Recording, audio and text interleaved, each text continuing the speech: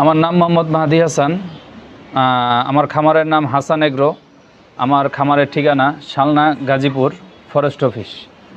আমি এই গরুটা আজকে 2 বছর যাবৎ পালন করতেছি। ওর বয়স 3 বছর। ওরা আমি ছোটোবেলা নিয়ে আসছি আমার পার্শ্ববর্তী এক খামারির কাছ থেকে, আমার চাচাতো ভাই, ওনার কাছ থেকে এই বাচ্চাটা সংগ্রহ করেছি। এই বাচ্চাটা আপনার দেশি গাভীর মধ্যে একটা ব্রাহ্মা বীজ দেওয়া।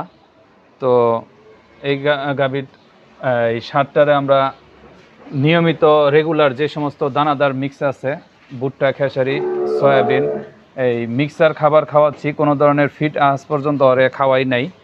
বর্তমানে কারেন্ট নাই, তারপরে ওর মধ্যে কোনো হাঁপানি বা কোনো ধরনের কষ্ট নাই। ও রিল্যাক্সে আছে, যথেষ্ট পরিমাণ শান্ত। একে আমরা খুব আদর করে আমরা একে বড় করেছি।